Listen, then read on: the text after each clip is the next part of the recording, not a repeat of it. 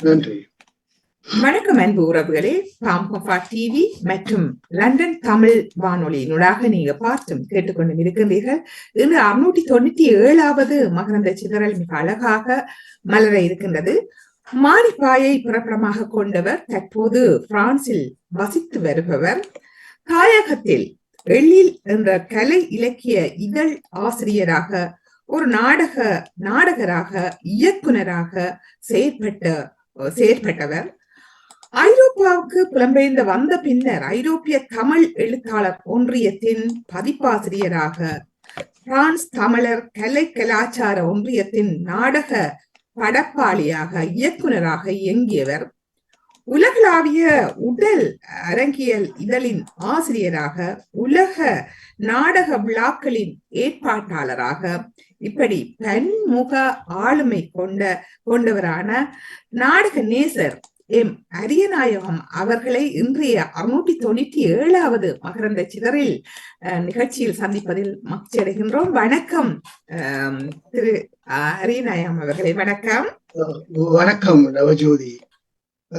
வணக்கம். எனக்கு ஒரு மகிழ்ச்சியான நேரமாக நான் இதை பார்க்கிறேன்.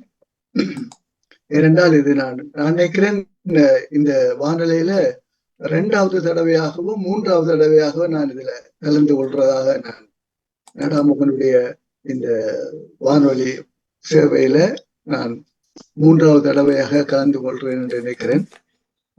மற்றது இந்த சில நிகழ்ச்சிகளை நான் பார்த்திருக்கிறேன். உங்களுடைய நிகழ்ச்சிகள்ல உலகளாவிய பல ஆளுமைகளை கூட்டிக் கொண்டு வந்து அவர்கள் மூலமாக நீங்க நேர்காணப்பட்டு அவர்களுடைய அறிவு, ஆற்றல், ஆளுமைகளை பலரும் அறிய செய்கிற ஒரு விஷயம். அதுல ஒரு மிக சாதாரணமான என்னையும் நீங்கள் இன்றைக்கு அழைச்சிருக்கிறது ஒரு ஒரு ஒரு வியப்பாவும் எனக்கு இருக்கு. நான் என்னத்தை உங்களோட பரிமாற போறேன்னு கொண்ட ஒரு கேள்வியும் எனக்குள்ள இருக்குது. பரவாயில்லை, எனக்கு தெரிஞ்சது ஒரு சாதாரண ஆள் அல்ல என்பதை நான் உங்களுடைய அறிமுகத்தின் போதே கூறிவிட்டேன். இன்று 3 தடவைகள் இந்த எமது ஊடகத்தின் ஊடாக வந்தது வானொலி என்று குறிப்பிட்டிருந்தீர்கள். இப்பொழுது இது உலகளாவிய ரீதியில் விரிந்து நினைக்கிறேன் சன்ரைஸ்ல ஆரம்பித்து இப்ப கூடுதலான வருடங்களை கடந்து இப்ப பாமுகம் டிவி என்று ஒரு பரந்த முகத்தை கொண்டு திகழ்கின்றது இந்த பாமுகம் நேரலை வந்து. அந்த விதத்துல உங்களை நீங்கள் இலசுப்பட்ட ஆள் இல்ல, இது பல விடயங்கள் இருக்கின்றது.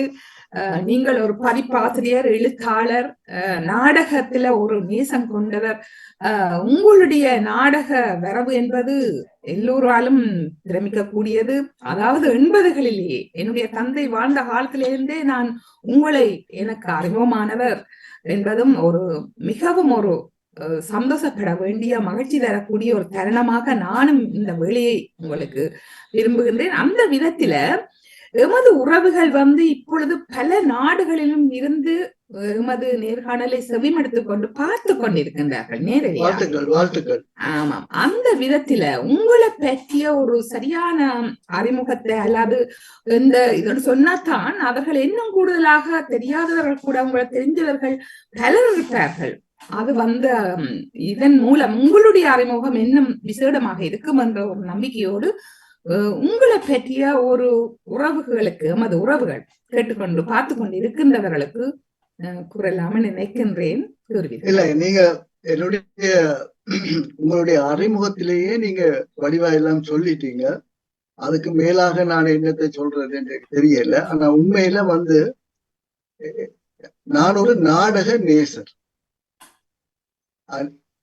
அதே ஒரு பெரிய ஒரு விஷயமாக நான் கருதுறேன். இந்த நாடக நேசர் என்ற வார்த்தையை வந்து நானா கொண்டு சொன்னதில்லை. தமிழ்நாட்டில் உள்ள அமரர் டாக்டர் KG குணசேகரன் அவர் ஒரு பன்முக ஆளுமை. அதாவது கிராமிய கலைகளிலே அவர் கலாநிதி பட்டம் பெற்றவர், பல நாடக பிரதிகளை எழுதினவர், பல நாடக அரங்க பட்டறைகளை நடத்தினவர், இசை சார்ந்த ஒரு ஆய்வாளர். அவரோடு நான் பழகின விதத்திலையும் அவருடைய வாயால ஒரு நாடகத்துக்கு நான் பாண்டிச்சேரியில நாடகம் பார்த்து கொண்டிருந்த பொழுது அவருடைய நாடகம் பார்க்க சென்ற பொழுது அவர் அரங்கிலே என்னை அறிமுகப்படுத்தினார். பிரான்சிலே இருந்து ஒரு நாடக நேசர் வந்திருக்கிறார், நாடகத்தை நேசிச்சு நாடகம் செய்கிறவர் வந்திருக்கிறார், அவரை உங்களுக்கு அறிமுகப்படுத்துகிறேன் என்று சொல்லி அவர் என்னை அரங்குக்கு அழைத்து அறிமுகப்படுத்தினார். அதுல இருந்தா நான் இந்த நாடக நேசர் என்று அழைக்க துவங்கினேன். அது ஒரு விருது அல்ல, அது விருதோ அல்லது மதிப்பளிப்போ அல்ல. நான் நாடகத்தை நேசிக்கிறதே அவர் புரிஞ்சு கொண்டு சொன்ன விஷயம் அது. என்னுடைய நான் ஒரு சம்பத் கல்லூரியில பழைய மாணவன். சம்பத் கல்லூரின்னா சென்ட் பேட்ரிக்ஸ் காலேஜ் என்று சொன்னா எல்லாருக்கும் தெரியும். அதுலதான் நான் முதலாக இந்த நாடகத்துக்குள்ள வாரேன். 1962ஆம் ஆண்டு என்று நினைக்கிறேன். அங்க அந்த காலங்களில 2 வருடங்களுக்கு ஒருக்காக அந்த திருப்பாடுகளின் காட்சி நடித்து காட்டுவார்கள் அந்த சம்பத் கல்லூரி மாணவர்களால. 1954ஆம் ஆண்டு ஃபாதர் லாங் அவரால் அந்த ரெக்டராக இருந்தவர், அப்ப அதிபராக இருந்தவர். 1954. அப்ப நான் 54ல 3ஆம் வகுப்பு படிக்க என்டர் பண்றேன். காலேஜ்ல 3ஆம் வகுப்புக்கு என்டர் பண்றேன். லோ ஸ்கூல் அதுல என்டர் பண்றேன். அந்த வருஷம் தான் அந்த முதலாக ஆட்கள் மனிதர்கள் அந்த திருப்பாடு இயேசுநாதருடைய காட்சியை நடிச்சு காட்ட துவங்கினது முதல் முறையாக அங்கதான். 54ஆம் ஆண்டுதான் முதல். அதற்கு முதல் இந்த பொம்மைகளால செய்யற உருவங்களை வச்சு கொண்டுதான் அந்த நிகழ்ச்சிகளை நடித்து காட்டுவார்கள். இப்ப இயேசுநாதர் வாரார் ஒரு பொம்மை, அது அவர் மாதிரி ஒரு இதை வச்சு பார்ப்போம். அப்ப 54ஆம் ஆண்டு தொடங்கின அந்த திருப்பாடுகளின் காட்சி 56, 58, 60, 62 வரைக்கும் நான் அந்த பள்ளிக்கூடத்திலிருந்து நடிக்க போறேன். அப்ப அதுல நடிக்க போகும்பொழுது முதலாக எனக்கு அந்த பாத்திரம் ஒரு குருடன், அதாவது என்னுடைய கண்களை குணமாக்கும் என்று சொன்ன ஒரு பாத்திரம். அந்த ஒரு வசனம் தான் எனக்கு தந்தது. அதையே நான் இரவிரவா படிச்சு பார்த்து பழகி அந்த ஒரு வசனத்தையே இரவிரவா பழகிது. அப்படி சொல்றேன். அடுத்த நாள் அதை நடிச்சு காட்டேங்க இந்த blind man is all right என்று ஃபாதர் ஜீவரத்னம் சொல்லிட்டார் ரெக்டர். பிறகு உண்மையிலேயே அந்த பிளேய ஒரு நடிப்பு எல்லாருக்கும் சொல்லி கொடுக்குற அளவுக்கு அதுல நான் முன்னேறி. அதுல ஜீசஸா நடிச்சவர் கீத பொங்கலன் சொல்லி அவர் அப்ப இருந்தவர். அவர் செமினரியில இருந்தவர் குறும்படத்துல. அப்ப அவருக்கு போய் நான் நெறிப்படுத்தின இதுல இருந்து எனக்கு நாடகத்துல முதல் வரைக்க எனக்கு ஒரு நடிக்க வேணும்ன்ற ஒரு ஆர்வம் தான் அந்த நாடகத்துக்குள்ள நாம் அந்த பாத்திரம் நான் நடிச்ச பிறகு நான் ரோட்டால போய்க்கலாம் வரைக்கலாம் இன்னும் ஒரு மாதிரி ஆக்கள் பாப்பினோம். காலேஜிலேயே ஸ்டூடெண்ட்ஸ் எல்லாம் மாஸ்டர் மேர் எல்லாம் நசரையாண்டு எல்லாமே கூப்பிடுவாங்க. ஏன்னா நான் அந்த ஜீசஸ பார்த்து நசரையாண்டு கூப்பிடுற அந்த காட்சியை பார்த்துட்டு அப்படியே சனம் கலங்கி போயிட்டு. அப்ப அது எனக்கு நடிச்ச ஆக்கள் எல்லாம் எல்லோடைய பாக்குறாங்க, இது ஒரு விஷயம் இதுல இருக்கு எனக்கு பட்டது. பிறகு நான் என்னுடைய வீட்டில இருந்து நான் என்னுடைய சைக்கிள் எடுத்துக்கொண்டு காலமே 6 மணி சேர்ச்சுக்கு போறதா இருந்தா 3 சந்தியை தாண்டி போகணும். சைக்கிள்ல வலிக்கிட்டா முதலாவது சந்தி வரும், அப்படியே போய் 2வது சந்தியில திரும்பி 3வது சந்திக்கு நான் போவேன். 3வது சந்திக்கு போன பிறகு அந்தால கோயில் வந்துடும், தேவாலயம் வந்துடும். ஆனா இந்த 3வது சந்தியில ஒரு விஷயம் நடக்கும் இடையிலும். நான் ஒவ்வொரு காலமே பார்ப்பேன். அதுல அந்த காலங்கள்ல அந்த தண்ணீர் குழாய்கள் பூட்டி பொதுமக்களுக்கு தண்ணீர் கொடுக்கிற குழாய்கள் பூட்டப்பட்டிருக்கு. அப்ப என்ன நல்ல தண்ணீர் வாரதுக்காக அந்த குழாய்கள் முனிசிபாலிட்டியால அந்த தண்ணீர். அப்ப இந்த 3வது சந்தியில என்ன நடக்குதுன்னு சொன்னா, நான் திருப்பதிக்கு போயிட்டு அந்த கோயிலுக்கு போயிட்டு திரும்பி வார நேரம் பார்த்தா அதுல எப்பவும் சண்டை நடக்கும், பிரச்சனை நடந்தோண்டு இருக்கும். ஓஹோ. அப்ப நான் இதை கவனிச்சு கொண்டே போகத்து வாங்கினேன். என்னடா இதுல அதுல சண்டை பிடிக்கிற ஆட்களை பார்த்தா அவையில் என்னன்னா அந்த என்ன செய்வினம் என்றால் காலமே அவன் 6 மணி திருப்பலிக்கு போறதுக்கு அவன் என்ன செய்வினம் என்றால் குளங்களை கொண்டு அதுல வச்சு போட்டு போவினான்.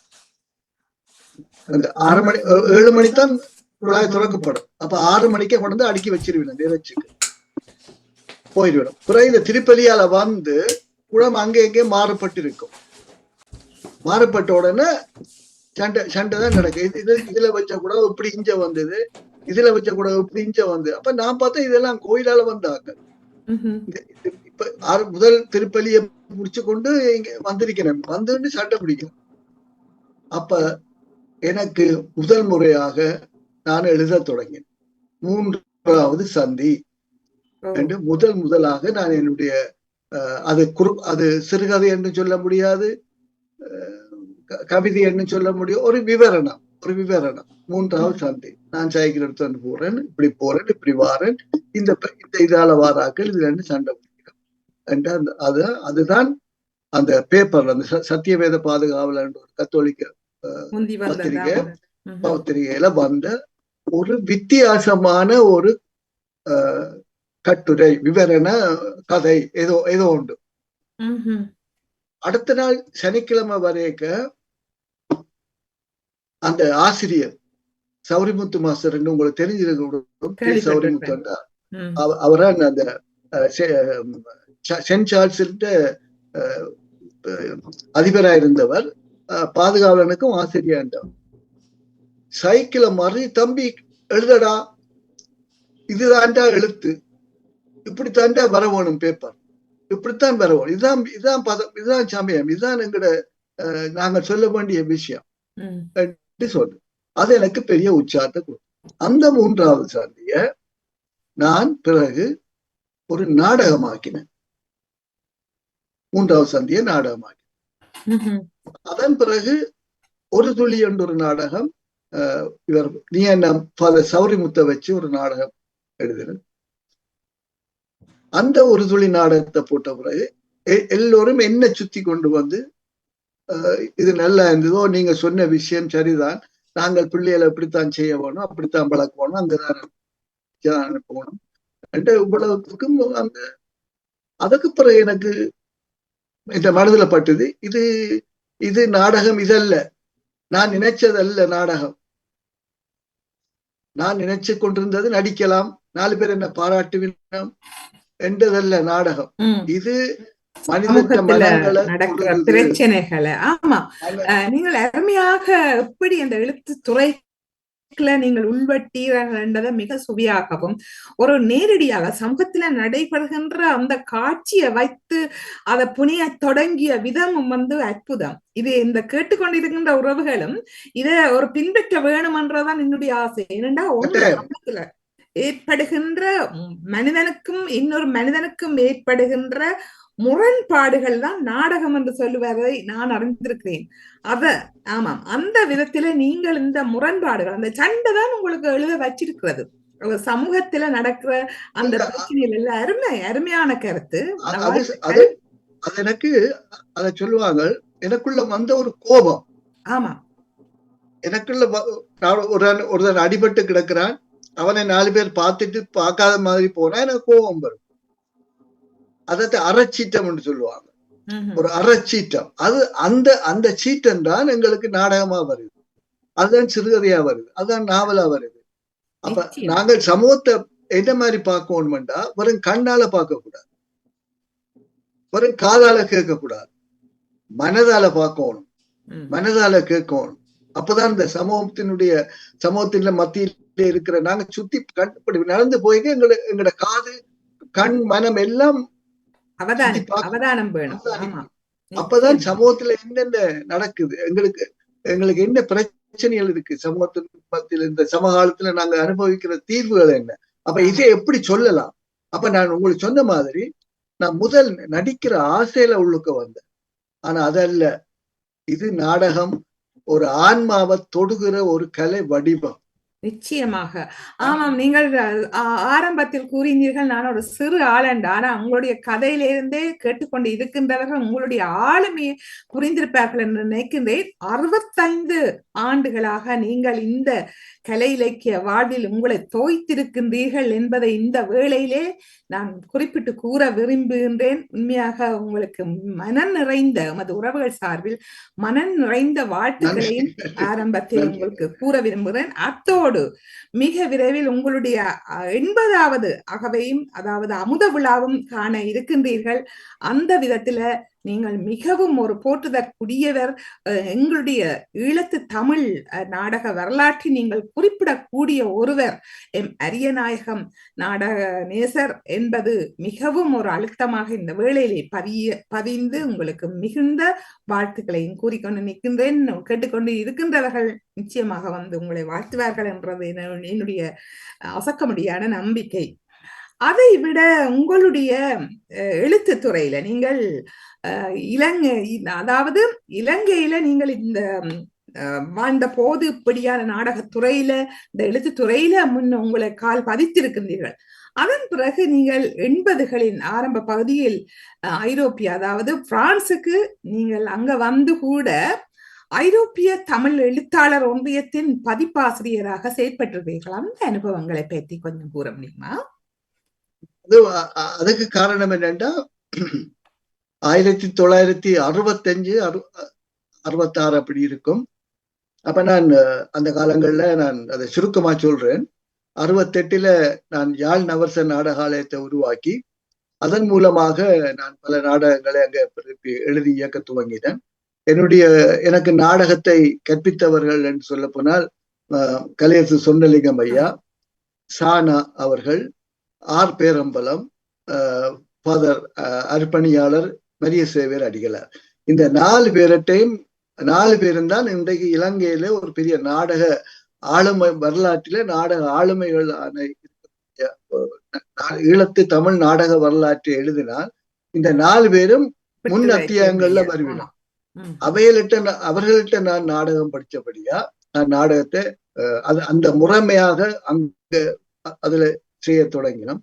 அப்ப அந்த யாழ் நவசர நாடகத்தின் மூலமாக அந்த நாடகங்கள் பல செய்து 74ஆம் ஆண்டு உலக தமிழராட்சி மாநாட்டில கூட என்னுடைய நாடகம் இறுதி நாடகமாக இருந்தது.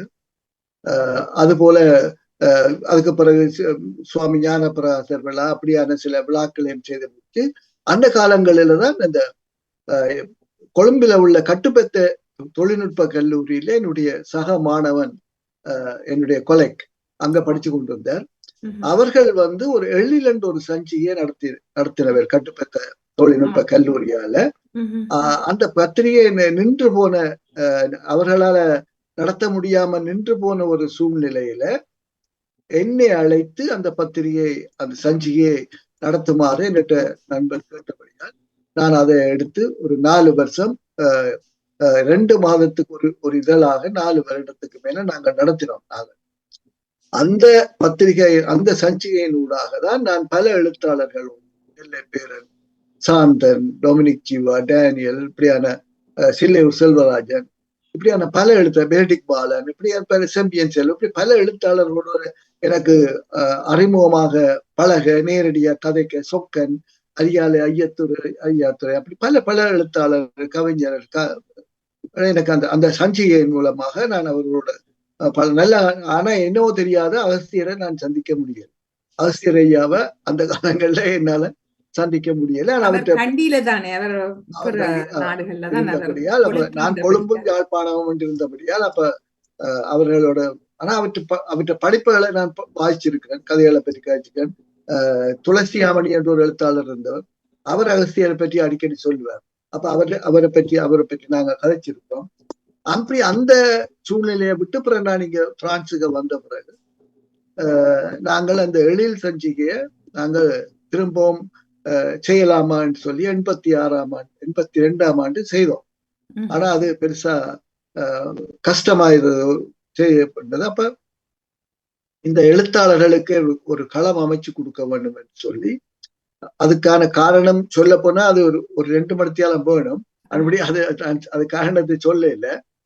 அதுக்கு அந்த ஐரோப்பிய தமிழாளத்தால ஒன்றியத்தை உருவாக்குறதுக்கு ஒரு இளைஞன் காரணமா இருந்தவன். அத வரலாறு சொல்றேன்னா அது பெருசு, அது வேண்டாம்.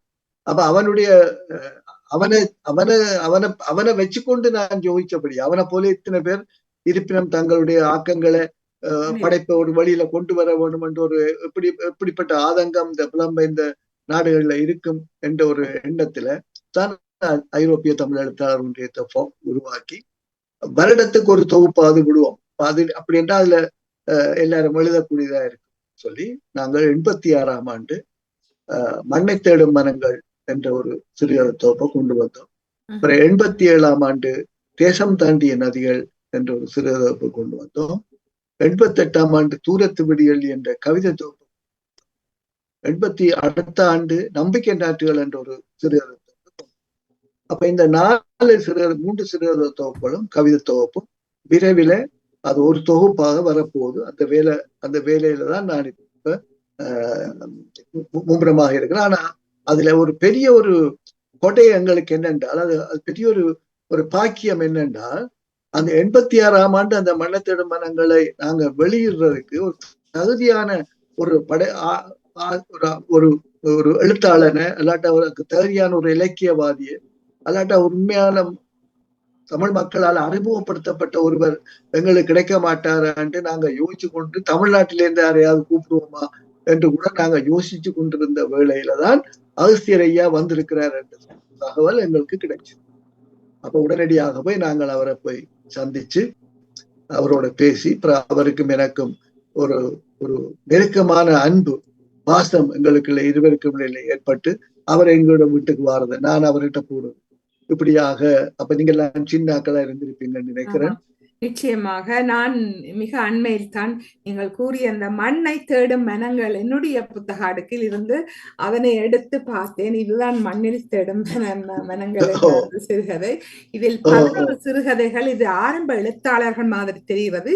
இது நீங்கள் என்னுடைய தந்தை திரு அகஸ்தியர் அவர்களுக்கு ஆய்வுரைக்காக என்று சொல்லி இது உங்களுடைய அரியநாயகம் அன்புடன் சொல்லி மிகவும் அதுல கையொப்பம் இட்டு கொடுத்த ஒரு காட்சி இருந்தது.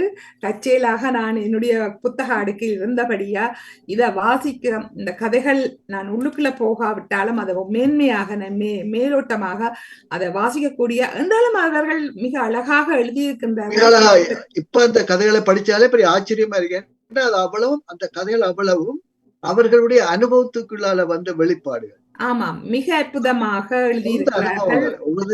சொந்த அனுபவத்துக்கால வந்த கதைகள் அழகாகவும் நீங்கள் அதை தொகுத்து வெளியிட்டிருக்கிறீர்கள். பாராட்டுக்கள். இன்றைக்கு பார்த்து கொண்டிருக்க, அதாவது 86ஆம் ஆண்டு 83ஆம் ஆண்டு வந்திருக்கிறது. ஆனா 86 தான் நீங்கள் என்னுடைய தந்தைக்கு நீங்கள் கொடுத்திருக்கிறீர்கள் என்பதும் ஒரு மகிழ்ச்சியான செய்தி. நீங்கள் இந்த இதில் வந்த தொகுப்பு உரை, அதாவது இதுல வந்த எழுத்தாளர்கள் இப்ப என்ன செய்கிறார்கள் அவர்களை பற்றியும் கூறுவது அவர்களுக்கும் மகிழ்ச்சியாக இருக்குந்தானே, இல்லையா? அல்லாட்டா உங்களுடைய ஞாபகம் இருக்கா? இல்லாவிட்டா பரவாயில்லை. எல்லாரும் இருக்கணும். அதுல உள்ளவர்கள் எல்லாரும் பிற்காலத்தில இப்ப பிரபல்யமான எழுத்தாளர்களாக மாறி இருக்கணும்.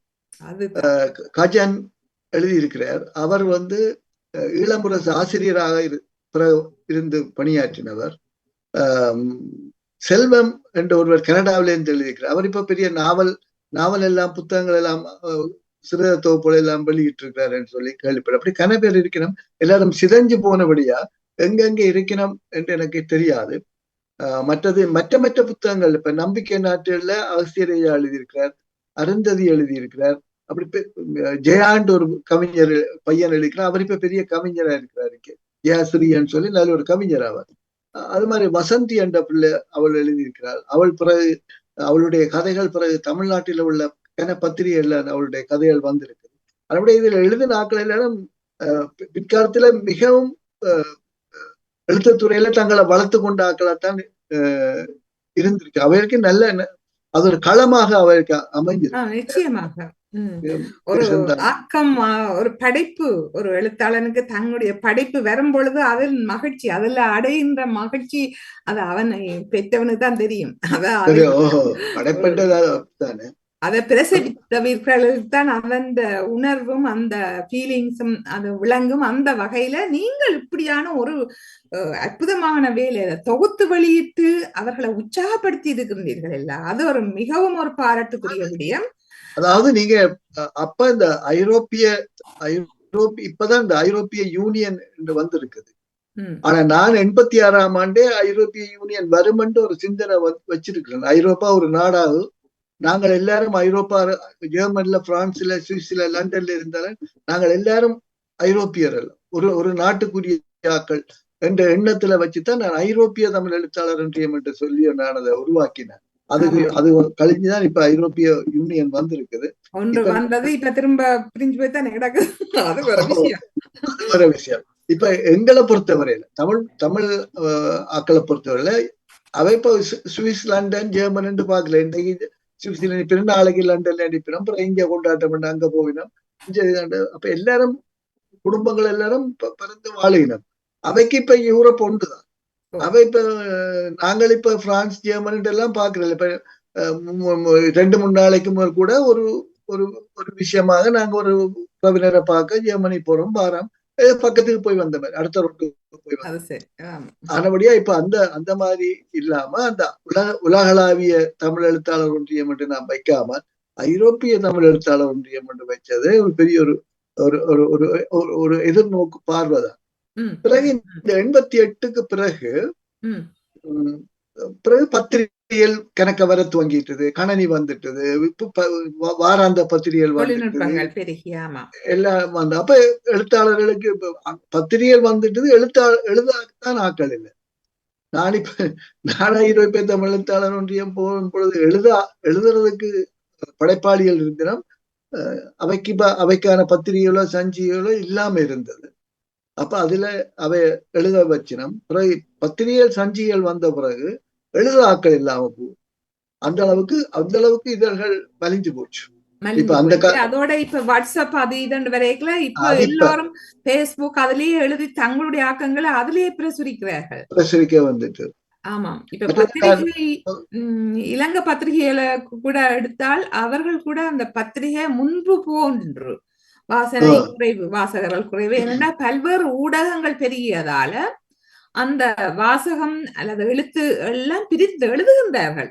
ஆனா கூடுதலாக எழுதுகின்றார்கள் வெவ்வேறு விதத்துல. வேற வாட்ஸ்அப்ப தொடங்கினா எல்லாம் எழுத்துக்களா இருக்கு, எதை வாசிக்கிறோன்னு தெரியாம இருக்கும், எது நல்லது கெட்டதுன்னு தெரியாம இருக்கும், பல பிரச்சனைகள் இருக்கிறது.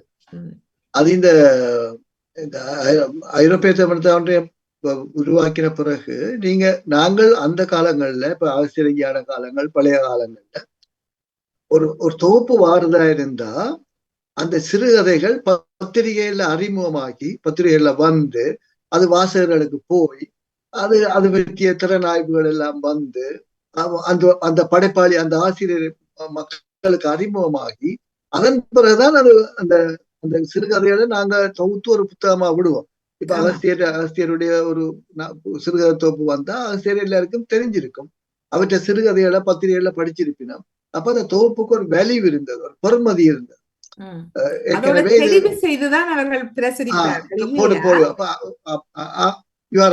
அப்படித்தான். அப்ப அங்கீகரிக்கப்பட்ட பார்வையாளர் வாசகர்களால் அங்கீகரிக்கப்பட்ட ஒரு தொகுப்பாகத்தான் அது வரும். ஆனா நாங்க செய்ய அந்த அங்கீகாரம் எங்களுக்கு இல்லை. ஏனென்று சொன்னா எங்கள்கிட்ட பத்திரிகைகள் வர இல்லை, சஞ்சிகைகள் இல்லை. அப்ப எப்படி எழுதலாம்? நான் சொன்னேன் அதை பற்றி பிரச்சனை இல்லை, நீங்க எழுதுங்க, மக்கள் ஏற்றுக்கொண்டு தங்களை வாசகர்கள் ஏற்றுக்கொண்டு அந்த கருத்துக்களை சொல்றதுக்கு அதை பார்ப்போம். அதை நான் அதனுடைய ஆசிரியர் நிலையத்துல இதை பற்றி நான் சொல்லி இருப்பேன். இது ஒரு முதல் மாதம் தான் நாங்க அந்த தடையை உடைச்சு கொண்டு இப்படி ஒரு தொகுப்பை கொண்டு போறோம், நீங்க ஆதரவு தர வேண்டும். அப்ப 88க்கு பிறகு இந்த ஆக்கங்கள் எல்லாம் வர துவங்கின பிறகு நான் ஐரோப்பிய தமிழ் எழுத்தாளர் ஒன்றியத்தை அப்படியே மௌனிக்க விட்டுட்டு திரும்பவும் நான் நாடகத்துக்குள்ள வர துவங்கித்தான் பிரான்ஸ் தமிழர் கலை கலாச்சார ஒன்றியத்தை ஃபார்ம் பண்ணேன். பிரான்ஸ் தமிழர் கலை கலாச்சார ஒன்றிய குரூப் வாய்ந்த குச்சுரல் பிராங்கோ தமிழர் அதை கொண்டு இங்க பிரான்ஸ் நாட்டின் அரச பதிவு செய்து அதுக்களால நாடகங்களை படைப்புகளை கொண்டு வரணும். அது ஒரு முக்கியமான விடயம். ஏனென்றால் நாடகங்களை தொகுத்து வெளியிடுறத கதை நீங்கள் கூறியது போன்று சிறுகதையோ கவிதையோ அப்படியான நூல்கள் அதிகமாக வெளிவருகின்றது. அந்த நாடக நூல்கள் வெளிவருவது சரியான குறைவான இருக்கிற காலகட்டத்துல நீங்கள் அப்படியான ஒரு வேலையை செய்தது மிகவும் ஒரு முக்கியமான ஒரு விஷயம். நாடகங்களை ஏனோ ஷேக்ஸ்பியர் நாடகம் எல்லாம் இருக்கிறது, ஆனா அதை படிக்கிறதுக்கு இன்னும் ஒரு ஒரு குழு கொண்டு இருக்கிறது. அதாவது அவர் அந்த வகையில எழுதி இருக்கிறார். ஷேக்ஸ்பியர் பல நாடகங்கள் நடிக்கக்கூடியதாகவும் இருக்கிறது, வாசிக்கக்கூடியதாகவும் அதுக்கு தக்க மாதிரியும் எழுதித்தான் செய்வார்கள். ஆனா மற்ற நாடகங்கள் அதிகம் ஷேக்ஸ்பியர் நாடகத்தை குறிப்பிட்டு கூறலாம். அவருடைய பல நாடகங்கள் சிலபஸ்லயே இருக்கு. அட்வான்ஸ் லெவல் இதுக்கு கூட மேக்பெத் போன்ற நாடகங்கள் எல்லாம் இருக்கிறது. அந்த வகையில நீங்கள் இந்த நாடகத்தை தொகுத்து நீங்க வெளியிட்டது ஒரு பாராட்டுக்குரிய விஜயம். அதை பற்றி சொல்லுங்க. அந்த நாடகத்தை எப்படி அந்த நாடகத்தை ஒரு நூலாக்க வேண்டும் என்ற ஒரு ஆர்வமும் அந்த நாடகத்தை அந்த நூலாக்கிய நாடகம் குறித்த உங்களுடைய பார்வை அதை பற்றி சொல்லுங்க. அதான் நீங்க சொல்லிட்டீங்க தானே, நீங்க சொன்ன மாதிரி தான். அதாவது சிறுகதை கவிதை நாவல்கள் தமிழ் மக்கள் மத்தியில நூல் வடிவம் பெற்ற மாதிரி நாடக பிரதிகள் இன்னும் நூல் வடிவமாக்கப்பட்டது மிக குறைவு. எங்கட மாத்திரம் இல்லை, தமிழ்நாட்டிலேயும் அப்படித்தான், இலங்கையிலேயும் அப்படித்தான். ஏன்னா நாடகம் 90% ஆற்றுகையிலான் அதன் முழுமையை நாங்க பார்க்கலாம். ஒரு பிரதியாக நாடகத்தை நாங்க அதனுடைய முழுமையான வெளிப்பாட்டை, அதன் முழுமையான அந்த அதனுடைய உள்ளாந்தரமான அந்த உணர்வை நாங்க வாசிப்பின் மூலம், நாடகத்தை வாசிப்பின் மூலம் பெற முடியாது. அதை ஆற்றுகைப்படுத்தும். அரங்கில ஆற்றுகைப்படுத்தும் பொழுது, அந்த ஆற்றுகைப்படுத்தும் பொழுது பார்க்கிற பொழுதுதான் அதனுடைய உள்ளாந்தரமான முழுமை அதுல வெளிவரும். உதாரணமாக அந்த பலர் நாடகங்களை பற்றி பல விதமான கருத்துக்களை பல ஆய்வாளர்கள், பல அறிஞர்கள், நாடகம் சார்ந்த நாடகவியலாளர்கள் பல விதமான கருத்துக்களை நாடகம் சார்ந்து சொல்லியிருக்கு. ஆனா என்ன பொறுத்தவரையில நான் நாடகம் என்றால் 2 ஆன்மாக்கள் கலந்து பேசி ஒரு முடிவெடுக்கிற ஒரு விஷயம்தான் நாடகம் என்று நான் சொல்லுவேன். அதாவது நம்ம அரங்கில பாத்திரமாயிருக்கிறவருடைய ஆன்மாவும், இப்ப ஒருவர் குருடனா ஒருவர் வாராருன்றா அந்த குருடன் பாத்திரமாயிருக்கிற அந்த ஆன்மாவும், பார்வையாளனா இருக்கிற என்னுடைய ஆன்மாவும், நான் இப்படி நாடகம் பார்த்து கொண்டிருப்பேன். ஆனா எங்களுக்குள்ள பேச்சுவார்த்தை நடக்கும். இவர் சொல்ற சரி, இவன் இப்படி போறது பிள்ளை, இதுக்குள்ள ஏதோ ஒரு பிரச்சனை இருக்குது, இந்த பிரச்சனையவே இப்படி சால்வ் பண்ணாம இருக்கணும். இவன் 2 பேரும் கதைச்சு கொள்வேன். என்னுடைய ஆன்மாவும் அந்த பாத்திரமும் கதைச்சு கொள்ளும். ஆனா நான் நாடகம் பார்த்து கொண்டு இருப்பேன். லைட்டிங்க அப்படி பார்த்தோம். இது 2 ஒரே நேரத்தில் நடக்கும், எங்களுக்கு தெரியாது. ஆனா நாடகத்தை முடிச்சு வெளியில போய்க்கதான் அவருக்கு அது பேசப்படும். இதுக்கு ஒரு உதாரணம், நான் ஒரு நகைச்சுவை நாடகம் ஒன்று செய்தேன். நான் சங்கடம் என்று சொல்லி ஒரு நகைச்சுவை நாடகம், நாடகங்கள் செய்ய ஒரு நகைச்சுவை நாடகம் ஒரு இடத்துல செய்ய வேண்டியதை செய்தேன். அப்ப அந்த நாடகம் முடிஞ்ச கையோட அந்த கேமராமேன் என்ன கூப்பிட்டு ஒருவருக்கு அறிமுகப்படுத்தினார். இவரால் இந்த நாடகத்தை செய்தவர்ன்னு சொல்லி அறிமுகப்படுத்தினார். அப்ப நான் என்ன விஷயம் என்று கேட்டேன். அவர் என்னை விட கொஞ்சம் வயது மூத்தவர். அப்ப சொன்னார், தம்பி நான் இப்ப ஒரு முடிவோட போறேன், உங்களோட நாடகத்தை பார்த்துட்டு நான் இப்ப ஒரு முடிவோட போறேன் என்று. என்ன முடிவோட போறீங்க? இல்ல, நான் இந்த பிள்ளைன்ற சாமர்த்திய சடங்கை நிப்பாட்ட போறோம். அந்த நாடகம் சாமர்த்திய சடங்கு பற்றியது. நாங்க இந்த சாமர்த்திய சடங்கு பிள்ளைகள் பெரியவளா வந்த உடனே நாங்கள் செய்யற அந்த சடங்கு முறையில அது இப்ப அவசியம் இல்லை. அந்த அவசியம் இல்லாத சடங்குகளை நாங்க குறைச்சு கொண்டு எங்களுக்கு ஏற்ற மாதிரி ஒரு கட்டமைப்புகளை கொண்டு வந்ததை செய்ய வேண்டும். அது நகைச்சுவையாகவும் கருத்துமிக்கமான ஒரு நாடகம். அது கன இடங்கள் அது போடப்பட்டது. அவருக்கு அந்த நாடகத்தை பார்த்த உடனே தனக்கும் தன் மனுஷிக்கு நடந்த விவாதங்கள் எல்லாம் அவருக்கு ஞாபகத்துக்கு வருது. ம். வந்த உடனே அவர் அவர் வந்தது ஆபரேஷன் லைட்டிங் செய்யறதுக்கு, கேமராமேனோட லைட்டிங் செய்யத்தான் வந்தவர். ஆனா அவர் சொன்னார், நான் ஒரு முடிவோட போறேன், நான் இப்ப இந்த பிள்ளை காட்டெல்லாம் அடிச்சு கொடுத்தாச்சு, அது பிரச்சனை இல்லை, நான் சடங்க நிப்பாட்டி போட்டு அது நான் வீட்டோட, நீங்க சொன்ன மாதிரி நான் வீட்டோட அவற்று சகோதரங்களை கூப்பிட்டு தான் செய்ய போறேன். இது நல்ல நாடகம். இதே மாதிரி தான் எல்லா நாடகத்திலையும் அந்த இது நடக்கும். சக்கரம் என்ற ஒரு நாடகம் நான் ஜெர்மனியில உண்மைதான் நீங்க சொன்னது. இந்த சமூகத்துல ஒரு விழிப்புணர்வை ஏற்றி அந்த சமூகத்துல ஒரு மாற்றத்தை ஏற்படுத்தினதான் இந்த இலக்கியங்கள் செய்கின்றன. வேற இந்த நாடகமோ இலக்கியம் என்ற இந்த வகையில நாடகம் கூடுதல் எடுபடும், மக்கள் மனதுல கூடுதலாக பதியக்கூடிய விதத்துல நீங்கள் நடிச்சு காட்டியக்குள்ள மக்கள் இந்த மனதுல அப்படியே டக்குன்னு போகும். அந்த விதத்துல இந்த உங்களுடைய நாடகம் வெற்றி பெற்றதுன்னு சொல்ல வேண்டும். என்னடா ஒரு ஆளை மாற்றி இருக்கிறது இந்த சமூகத்தை. அவர் சொன்னவர் அதே மாதிரி வன்னியை நோக்கின்னு சொல்லி ஒரு ஓராளரங்கு நாடகம் செய்கிறார், வன்னியை நோக்கி. அப்ப அது அந்த யாழ்ப்பாணத்து மக்கள் வன்னி ராணுவ கட்டுப்பாட்டில இருந்து புலம்பெயர்ந்து வன்னியை நோக்கி போன ஒரு சம்பவம் வந்து பேப்பர், நான் அப்ப அந்த நேரம் நான் இங்கே இருக்கிறேன், நான் பேப்பர்ல தான் அதை படிச்சேன். ஆனா ஒரு சிறுகதை ஒன்று படிச்சேன். அந்த சிறுகதையில ஒரு வயோதிபர் வன்னி காட்டில இறந்து போய் இருக்கிறார். அவற்ற மடியில 2 பிள்ளைகள் படுத்து நித்திர கொள்ளுகிறோம். அந்த கதையில நடந்த அது உண்மை சம்பவத்தை அவர் ஒரு சிறுகதையை எழுதியிருந்தார். அவர் செத்துட்டேன்னு பிள்ளைகளுக்கு தெரியாது. பிள்ளைகள் யாழ்ப்பாணத்துல இருந்து புறப்பட்டு போய் தகப்பனூர் பக்கத்தால, பிள்ளைன்ற தகப்பனூர் பக்கத்தால போயிட்டுது, தாயோர் பக்கத்தால போயிட்டுது. இவரோடையும் இவற்ற மனைவியோடையும் தான் அந்த 2 பிள்ளைகள். இப்ப மனைவி ஏதாவது பிள்ளைகளுக்கு பரிசு வாங்கி கொண்டு வர அவ கடைக்கு போயிட்டா, இவருக்கு இங்க உயிர் போயிட்டு சீமன் போயிட்டு மரத்தோட சாஞ்சு கொண்டு இருக்கிற 2 பிள்ளைகளும் மடியில இருக்கு. அப்ப இதை வச்சுக்கொண்டு நான் வச்சுக்கொண்டு என்ன நடந்திருக்கும் அங்கே என்ற ஒரு கற்பனையில வன்னியை நோக்கி என்ற ஒரு நாடகத்தை எழுது. அந்த நாடகம் முடிஞ்ச கையோட ஒரு 18, 20, 19 வயசு இருக்கும் ஒரு பிள்ளை ஓடி வந்து என் கையை பிடிச்ச, அங்கிள் நீங்க அந்த டைம்ல அங்க இருந்த நீங்களோ, வன்னியை நீங்களும் வெளிக்கிட்டு வந்த நீங்களோ எங்கள் யாழ்ப்பாணத்துல இருந்து? இல்ல. அப்ப இப்படி எழுதி இருக்கிறீங்க? இப்படித்தான் நாங்கள் கஷ்டப்பட்டனா, இப்படித்தான் நாங்கள் கீழ் வரிசையில நின்று கஞ்சி வாங்கி குடிச்ச நாங்கள். அப்படியே எனக்கு இந்த நாடகத்தை பார்க்க எனக்கு அந்த நினைவு அப்படியே வந்தது. அப்ப இந்த நாடகம் என்ன எல்லாம் செய்யுதுன்றது என்ற அனுபவத்துக்காக நான் பாக்குறேன். அதே மாதிரி சக்கரம் என்ற ஒரு நாடகம் ஜெர்மனியில நாங்க போட்டு கொண்டிருக்கோம். மண்டபம் நிறைஞ்ச மக்கள் அந்த நாடகம்.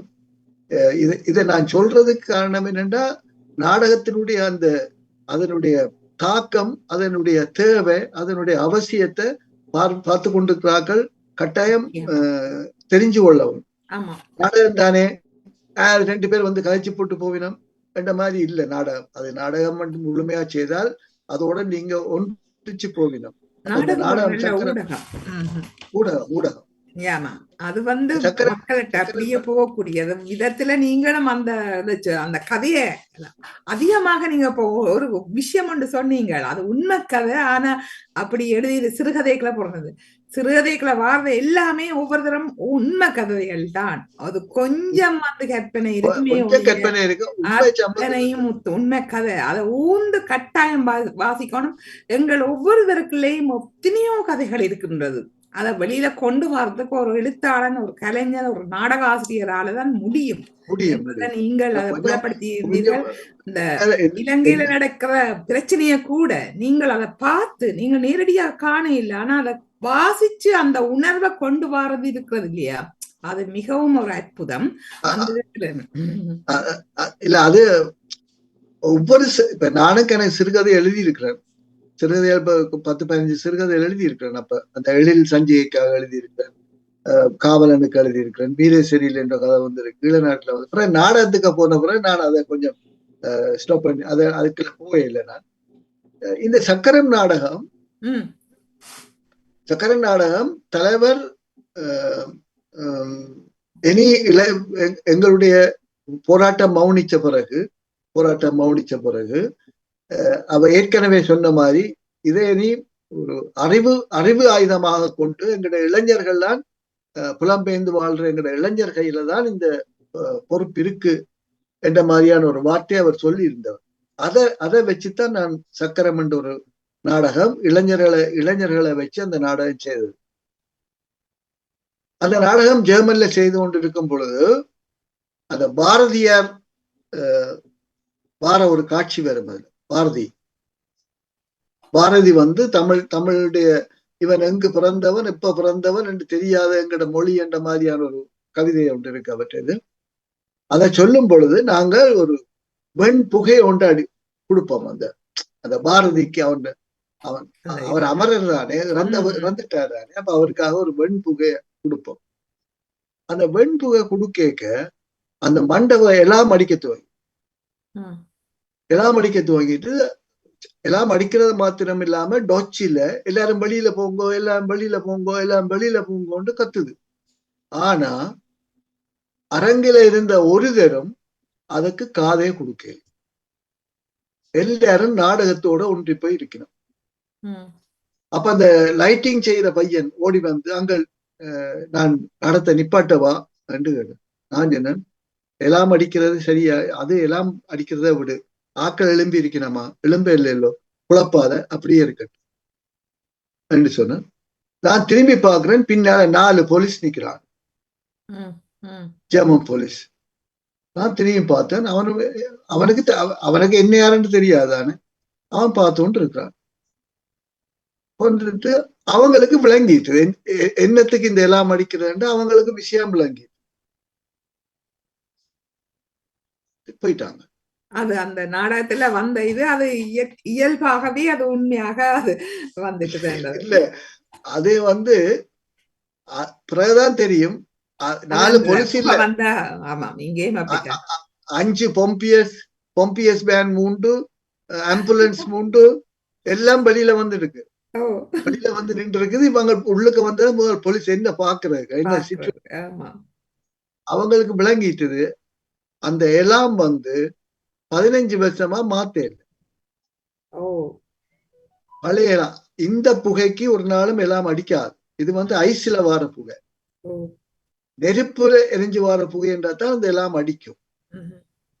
அப்ப இது ஐஸ்ல வந்த புகைக்கு எல்லாம் அடிக்கப்படாது. ஆனா அது பழுதா போன ஒரு பழைய எல்லாம் என்றபடி அடிச்சு. இப்ப நான் சொல்ல வர அதல்ல, எல்லாம் பிரச்சனை இல்லை. இந்த மக்கள் ஏன் எழும்ப இல்லை, நாடகத்தோட ஒன்றி அப்ப இந்த நாடகம் மனங்களை தொடும், ஆன்மாவை தொடும். தொட்டபடியாதான் அவங்க அங்க அதுல இருந்தவங்க. அப்படியான ஒரு நாடகங்களை நாங்கள் அதுக்கான ஒரு நாடகத்தை நாங்கள் ஒரு படைப்பை நாங்கள் கொடுக்க எங்களுடைய உழைப்பு அதுக்குள்ள இருக்க வேணும். இப்ப நாங்க நாடகங்களை பத்தி காய்ச்சிருக்கோம். இப்ப தற்பொழுது வந்து இந்த நாடகங்கள் இதுகளை பார்க்கிறவர்களை பற்றி அவங்களுடைய பார்வை என்ன? ஏனென்றால் இப்பொழுது வந்து நாடகங்கள் எல்லாரும் திரும்பி பார்க்கிறார்களா, வாசனையே குறைவு சொல்லுகின்றார்கள். இப்ப நாடகங்கள் இப்படி போடப்படுகிறதா, அந்த நாடக வளர்ச்சி எப்படி காணப்படுகிறது, மற்றது இளையவர்கள் எப்படி இதில் ஆர்வம் காட்டுகின்றார்கள், இது ஒரு முக்கியமான விடயம். எங்களுக்கு நேரம் நெருங்குவதால் நாங்கள் அதுக்குள்ள அதான் இது வந்து நான் 65 வருஷமா இந்த நாடக உலகத்திலையும் இலக்கிய உலகத்திலையும் இருக்கிறேன். இதை நான் ஒரு மணித்தியாரத்துக்குள்ள உங்களுக்கு சொல்லி முடிக்கிறேன்டா அது சரியான கஷ்டம். இப்ப நீங்க எடுத்திருக்கிற சப்ஜெக்ட் வந்து பெரிய ஒரு விஷயம். இது தனியாக நாங்க இதை பற்றி பேசுறது என்றாலே 3 மணித்தியாலமாவது குறைஞ்சது. அதாவது இன்றைய நாடகத்தினுடைய நிலப்பாடு, அதுக்கும் புலம்பெயர்ந்த நாடகங்கள்ட நிலப்பாடு, ஏன் மக்கள் அதை பார்க்க வாரதில்லை, ஏன் இளைஞர்கள் அதுக்குள்ள வாரதில்லை என்று சொல்றதுக்கு பற்றி பேசுறதா இருந்தா அது பெரிய விஷயம். ஆனா சுருக்கமா சொல்றேன்டா, நான் நல்ல பொருளை கொடுத்தா நீங்க வாங்குவீங்க. நான் கொடுத்த தார பொருள் படைப்பு உங்களுக்கு உகந்ததாகவும் சிறந்ததாகவும் இருக்குமாயிருந்தால் நீங்க கட்டாயம் அதுல கொஞ்சம் நாட்டம் கொள்ளுவீங்க. அதனுடைய படைப்பும் பார்வையாளர்களும் என்ற ஒரு விஷயம் இருக்கு. படைப்பாளியும் பார்வையாளர்.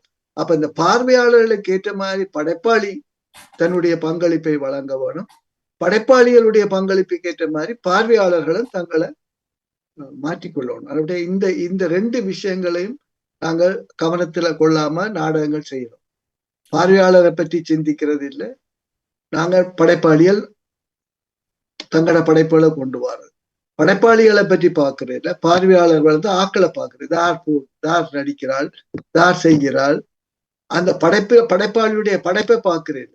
இது இந்த நிகழ்ச்சியை நடத்துறதார், இதுல பேசிக்கொண்டிருக்கிறவரார், இந்த விசாரணையிலே கொஞ்சம் போயிடும். இந்த அப்படியான ஒரு போக்கும் எங்கள்கிட்ட இருக்குது. ஆனா அதெல்லாம் பெரிய விஷயங்கள், அதெல்லாம் சின்ன விஷயங்கள். ஆனா உண்மையின்படி நாடகம் வந்து ஒரு சரியான ஆற்றுகையாக நாங்க குடும்பமா இருந்தால் கட்டாயம் நாடகம் பாதுகாக்கப்படும். ஆனா நாங்கள் அந்த அந்த அந்த முயற்சிகளுக்கு நாங்க போக முடியாம இருக்கேன் என்றால் புலம்பெயர்ந்த நாடுகள்ல இருக்கிற நேர பிரச்சனை, அரங்களை ஒழுங்குபடுத்துறது. இப்ப நாடகத்துக்கு ஒரு 10 யூரோ கொடுத்து நாடகம் பார்க்க கஷ்டப்படுவாங்க மக்கள். ஆனா 50 யூரோ 100 யூரோ கொடுத்து ஒரு இசை நிகழ்ச்சியை போய் பார்க்கறதுக்கு இன்றைக்கு மக்கள் தயாராக இருக்கணும். இளைஞர்கள் வந்து தயாராக இருக்கணும். அதுக்கு என்ன இளைஞர்கள்ல பிள்ளை இல்லை, எங்கள்லதான் பிள்ளை, படைப்பாளிகள்ல தான் பிள்ளை இருக்கு. படைப்பாளிகள் தங்களை மாற்றிக்கொள்ள வேணும், நல்ல படைப்புகளை கொண்டு வரணும். அதனை விட இப்ப தொலைக்காட்சிக்கு முன்னாலே தானே இருக்கணும் இல்லையா? பெரியாக்களை பார்த்தால் இப்ப தொலைக்காட்சியில வர நாடகங்களையும் பின்பற்றுகின்றார்கள் என்ற ஒரு கருத்து கூட இருக்கிறது தானே. அது தொலைக்காட்சி நாடகங்கள் அல்ல. தொலைக்காட்சியை நாங்கள் நாடகங்கள் சொல்றதே அது ஒரு பிள்ளை. அது வந்து ஒரு சீரியல். அது நாடகம் அல்ல. அது நாடகம் என்று நாங்க சொன்னா அது பிள்ளையான விஷயம். அது ஒரு சீரியல், அது ஒரு தொடர்.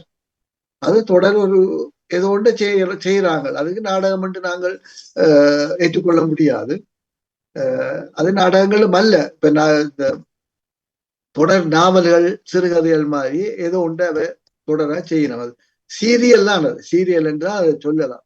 ஆனா அதுக்கென்று நாடகம் என்ற பேரே நாங்க அதுக்கு வைக்கிறது முதல் பெரிய பிள்ளை. அவங்க செய்யறாங்க. ஆனா அது அப்படி அல்ல. அந்த அந்த அந்த சீரியல் எல்லாம் இப்ப இன்றைக்கு குடும்பங்களுக்குள்ள பல பிரச்சனைகளை அந்த சீரியல்கள் இன்றைக்கு உருவாக்குது. மனோரீதியாக பல தாக்கங்களை குடும்பங்களை எப்பவும் அழுகிறது, அழுக குரல் வீட்டுகளை கேட்டுக்கொண்டே இருக்குது. இப்படியான இதுகள் இருக்கு. அதை நாங்க விடுவோம், அந்த பிரச்சனைக்கு போகாம. இப்ப இங்க புலம்பெயர்ந்த நாடுகள்ல வந்து நாங்க நாடகத்திட்ட விழிப்புணர்வை கொண்டு வர வேண்டும். நான் உலக நாடக விழாவை ஏற்படுத்தினேன். ஏன்னா இந்த இளைஞர்கள் மத்தியில நாடகம் சார்ந்த விழிப்புணர்வு வரணும். ஏன்னு சொன்னால் இப்ப லண்டன்ல இருக்கிற இளைஞர்கள் வந்து மேற்கத்திய ஆங்கில நாடகங்களை பாக்குறாங்க. ஆங்கிலேயருடைய நாடகங்கள் அவங்க பெர்ஃபெக்ட். 1 வருஷம் 2 வருஷம் பயிற்சி எடுத்துக்கொண்டு இங்கால 1 வருஷம் நாடகம் செய்வாங்க. அது மாதிரி பிரெஞ்சு நாடகங்கள் முழுமையான பயிற்சி, முழுமையான ஸ்கிரிப்ட் எடுத்து வச்சுக்கொண்டு 6 மாதம் 1 வருஷம் அந்த நாடகம் நடக்கு. இப்ப அண்மையில பாலேந்திரா செய்த லெசன் என்ற ஒரு நாடகம், பாடம் என்ற ஒரு நாடகம் 1960களில் கிட்டத்தட்ட 60 வருஷமா ஒவ்வொரு நாளும் அந்த நாடகம் பரிசுல மேடையேற்றப்படும். ஒவ்வொரு நாளும். இப்ப இந்த கொரோனாவோட அந்த நாடகத்தை நிப்பாட்டி இருந்தாங்க. நான் அந்த உடல் சஞ்சிகையில அதை பற்றி எழுதியிருந்தோம். 90 பேர் இருக்கிற அந்த அரங்கு, 90 பேர் இருந்து பார்க்கிற அரங்குல அந்த லெசன் பாலேந்திரா இயக்கின பாடம் என்ற நாடகம் 90 பேர் இருக்கிற அரங்கில ஒவ்வொரு நாளும் நடைபெறும். ஒவ்வொரு நாள் டெய்லி. அத ஒரு வாரத்துக்கு முந்தையே அதுக்கான பதிவை செய்து கொண்டு உலக நாடுகள்ல இருந்து வர பெரிய பெரிய நாடகத்துறை சார்ந்த நாடக விரும்பியல் நாடக ஆர்வலர்கள் நான் அறிஞ்ச வரையில கொரோனாவோட அந்த நாடகம் நிப்பாட்டப்பட்டது. திரும்ப இப்ப நடக்குதான்றது எனக்கு தெரியல. 60 வருஷத்துக்கு மேல. அதே மாதிரி இங்க லண்டன்லயும் ஷேக்ஸ்பியர் நாடகம் தினம் நடக்கிறதா தான் நான் அறிகிறேன். லண்டன்ல மாத்திரம் இல்ல, கனடால, அவங்களோட இதுல அதே மாதிரியே தமிழ்ல அப்படி தமிழ் மொழியில அதான் சொல்லுவார். ஆனா அதே மாதிரியான புதிய முயற்சி நாடகங்களை நாங்க தமிழ்லயும் செய்யறோம். பரிசில செய்திருக்கிறாங்க, சுவிஸ்ல செய்திருக்கு, போட்ராஜா கலைஞர் தியான் செய்திருக்குது ஜெர்மனியில. அதே மாதிரி தமிழ்நாட்டுல, இலங்கையில எல்லாம் செய்யறோம். ஆனா அதை நாங்க பாக்குறதுக்கு எங்களுடைய இளைஞர்களுக்கு வாய்ப்பு கிடைக்கிறதில்ல. ஆனபடியா இந்த உலக நாடக விழாவை நடத்தி நாங்களும் நாடகம் மேற்கத்திய நாடகங்களிலும் பார்க்க சிறந்த நாடகங்களை நாங்கள் செய்கிறோம், அதை நீங்க பாருங்க என்று சொல்றதுக்காகத்தான் நான் உலக நாடக விழாவை ஏற்பாடு செய்தேன். அதுக்காக நான் அதை ஏற்பாடு செய்யறதுக்காக உடல் என்ற ஒரு அரங்கியலை கொண்டு வந்து அதன் ஊடாக நான் உலக அளவில எழுத்தாளர்கள், நாடக ஆசிரியர்களை அறிமுகப்படுத்தி ஒருமைப்படுத்தி அதுக்கு பிறகு நான் உலக நாடக விழா செய்ய போறேன்னு சொன்னோடனே எல்லாரும் அதுல ஆர்வம் காட்டி கிட்டத்தட்ட 2016 ஆண்டு முதலாக பாரிஸ் மாநகரில உலக நாடக விழாவை நாங்க அரங்கேற்றோம். 11 நாடுகள் அந்த நாடக விழாவில் பங்கு பெறும். அதுல எல்லா நாடகங்களுமே ஒரு புதிய முயற்சியான நாடகங்களாகத்தான் இருந்தது. ஒரு நவீன நாடக வடிவத்துல. அப்பதான் அந்த நாடகத்தை பார்த்த இளம் பிள்ளைகள் சொன்னாலும் இப்படி எல்லாம் நாடகம் எங்கள்கிட்ட இருக்குதா, தமிழ்ல இருக்குதா என்று கேட்கிற அளவுக்கு அந்த நாடகங்கள் இருந்தது. அதே மாதிரி பிறகு 2018 நாங்கள் லண்டன்ல அந்த உலக நாடக விழா செய்தோம். இந்த மாதிரியான விழாக்கள் மூலமாக ஒரு நாடகத்துக்கு ஒரு ஒரு விழிப்புணர்வு ஏற்பட்டது. கொரோனா எல்லாத்தையும் அப்படியே ஸ்டாப் பண்ணி நிப்பாட்டி விட்டது. 2020 3வது உலக தமிழ் நாடக விழாவை மதுரை தமிழ் சங்கத்துல ஏற்பாடு செய்து நடிகர் நாசார், நான் மற்ற இன்னும் முனைவர் பாத்திபராஜா அப்படி கொஞ்சம் பேர் சேர்ந்து எல்லா ஒழுங்குகளும் செய்துட்டு தமிழ்நாட்டில இந்த வெளிக்கிற ஆண்டுதான் இந்த மாஸ்க் போட சொல்லி ஒரு அறிவித்தல் துவங்குது. அப்படியே நான் இங்க சேர்ந்த உடனே கொரோனா வந்துட்டு அந்த மதுரையில நடக்க இருந்த நாடக விழா நிறுத்தப்பட்டு நேரம் நெருங்குவதால் நாங்கள் உங்களுடைய எதிர்கால திட்டங்களையும் சொல்லிக்கொண்டு நாங்கள் உறவுகளையும் அழைத்து உங்களுடைய அதோட உங்களுடைய 80வது அகவையும் வேற இருக்கின்றது இல்லையா? அதுக்கு உங்களுக்கு அது உறவுகள் சார்பில் நாங்கள் வாழ்த்துக்கள் தேர்வு அமுத விழா கொண்டாட இருக்கின்றீர்கள். மிகவும் சிறப்பாக இடம்பெற வேண்டும். இன்னும் நல்ல இப்பொழுது நாங்கள் கவனிக்க வேண்டிய விஷயம் எங்களுடைய உடல் நல்லா சுகமாக இருக்க வேண்டும். அதுதான் மிக முக்கியமான விடயம்.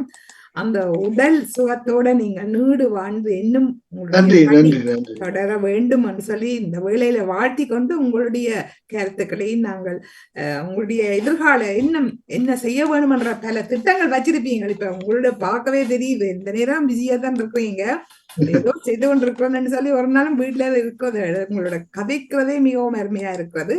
அந்த அளவு ஒரு துடிப்பாக அந்த நாடகத்துல ஈடுபட்டு கொண்டிருக்கிறதே பெரிய ஒரு மகிழ்ச்சி தருகின்றபடியும் உங்களை வாழ்த்தி உங்களுடைய எதிர்காலத்தை கேட்டுக்கொண்டு நாங்கள் எங்களுடைய உறவுகளுக்கிட்ட செல்லலாம் நினைக்கிறேன். நீங்க இந்த அமுத விழான்னு சொன்னபடியால் நான் 2 பேருக்கு முக்கியமா நன்றி சொல்ல வேணும். பொதுவாக இந்த விழாக்களிலே எனக்கு இந்த பாராட்டு விழாக்கள் அதுல எனக்கு உண்மையாவே கொஞ்சம் விருப்பம் குறைவு.